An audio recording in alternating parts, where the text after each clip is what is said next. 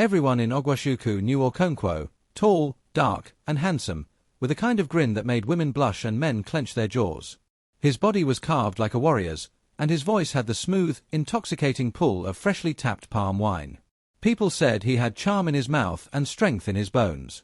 But what they didn't know, what no one could have imagined, was that Okonkwo carried a secret. A big, wet, fishy secret. By day, he was a fisherman, paddling his canoe across the sacred Ogwashi River. By night, when the moon waxed full and the village snored under mosquito nets, Okonkwo slipped back into the waters. He would dive deep, letting the current wash over him, chasing the stillness that only the river could offer. The elders had warned him. They spoke in hushed tones of the waters that speak, of spirits that danced beneath the surface, of ancient creatures who wore the skins of women but had the hearts of tides. Okonkwo always laughed them off. "Abeg, leave that one. Mermaid no day exist," he would scoff, beating his chest. "Na river I day fish, no be shrine." They warned him still. They told him of others who vanished. Men who were lured by beauty and drowned by desire. Okonkwo called them fools. He was different, he said. He was strong. But pride, like a leaking canoe, always sinks. It happened on a heavy Harmattan night. The kind of night where the moon sits too close to the earth, fat and glowing like a god's eye. Okonkwo had gone to retrieve a stuck net. The water was unusually warm, whispering against his skin. Then, suddenly, he saw her. Golden skin. Hair like woven green silk that floated around her like mist. Eyes that glowed like twin oil lamps in the dark. She didn't speak. She only touched his forehead, and the world turned inside out. He gasped, but no air came. Instead of choking, he found himself drifting, down, down, into an underwater realm that defied everything he had known. There were crystal palaces shaped like coral thrones. Beads floated mid-air like stars. Fish with human mouths told stories in Igbo. And there were mermaids. 10 of them. Each more beautiful than the last. Their voices sounded like wind chimes. Their laughter echoed like drums. Every night, they welcomed him. They braided his hair, fed him food that tasted like honeyed dreams, and laid beside him in beds made of pearl and seaweed. Time melted. Days became weeks. Weeks became months. Yet, in the river's belly, time did not follow man's rules. He belonged to them now. He stopped counting. He stopped caring. Back in Ogwashi-Uku, people noticed. When Okonkwo failed to return from his usual fishing trip, the villagers didn't panic at first. They laughed and joked that he had probably followed one of his many lovers across the Niger to Asaba. It wouldn't be the first time he'd gone missing for a night or two, chasing skirts and spilling palm wine. But when 2 full days passed and there was no sign of his weather-beaten canoe or even a ripple to suggest his presence on the water, the mood in the village shifted. The laughter gave way to murmurs. "He's been taken," Mama Ejima whispered from her bamboo stool, her one good eye flickering with dread. "The river has claimed him." A search party was quickly assembled. Strong young men combed the riverbanks, shouting his name into the wind. Divers slipped beneath the surface of the murky waters, their lungs stretched to the limit, but found nothing. Not a piece of cloth. Not a paddle. The village priest was consulted. Rituals were performed. Prayers chanted. Still, no sign of Okonkwo. As the days dragged on, despair settled over Ogwashi-Uku. A small shrine was erected at the riverbank, its base soaked with libations and tears. The elders mourned him as one swallowed by the spirits of the deep. And then, on the 31st day, Okonkwo returned.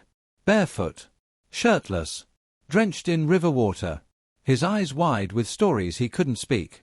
And a strange silence hung about him, thick as the river mist. It was a quiet Monday morning.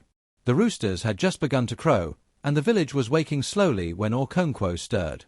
He found himself lying on a thick tree trunk near the riverbank, naked, soaked, and trembling with cold. His mind was foggy, his memory fragmented. Where had he been? What had happened? Why did the water feel like it still clung to his skin, whispering secrets he couldn't understand? His head pounded like the beat of ancestral drums, and every step he took felt like wading through a dream. When he reached his compound, everything seemed out of place. Overgrown grass spilled across the path, dust coated the windows, and the palm fronds at the doorway had dried and fallen. He blinked, disoriented. He had only gone fishing. Hadn't he? 2 weeks passed. Okonkwo said little. He avoided the river, avoided the questions. He spent most of his time inside, pounding yam, watching the sky, listening for something he couldn't name. Then the drums started. Voices rose, sharp and musical, singing, shouting, ululation rolling through the village like waves.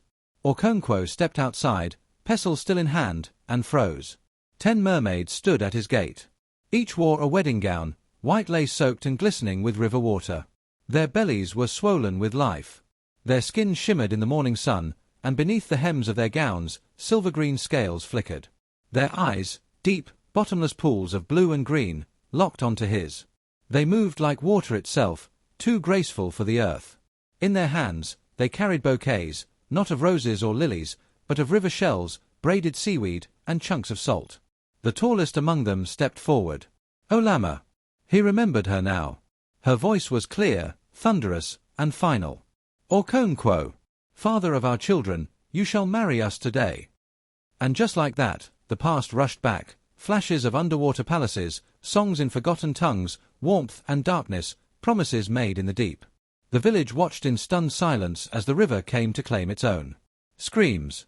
Mama Ejima fainted on the spot, her wrapper unraveling as she crumpled to the ground.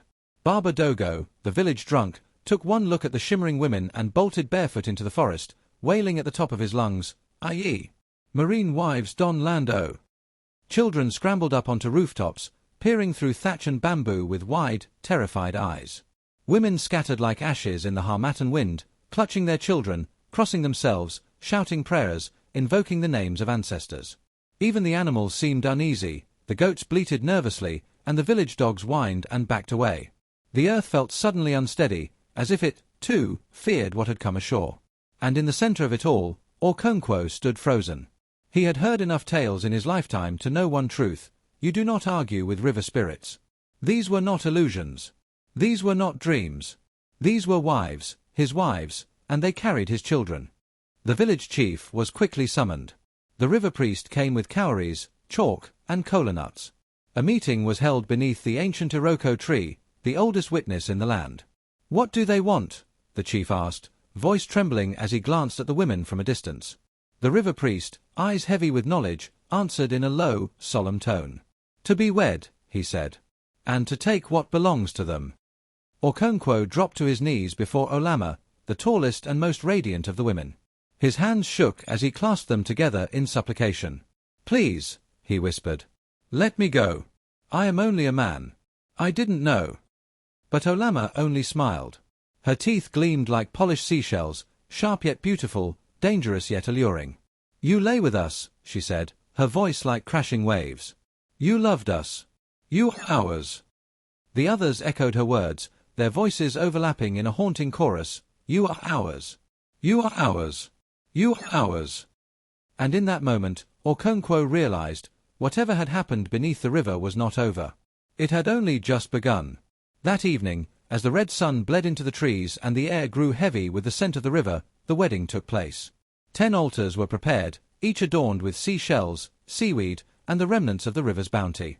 10 rings, crafted from coral, crocodile teeth, and glass beads, gleamed in the fading light.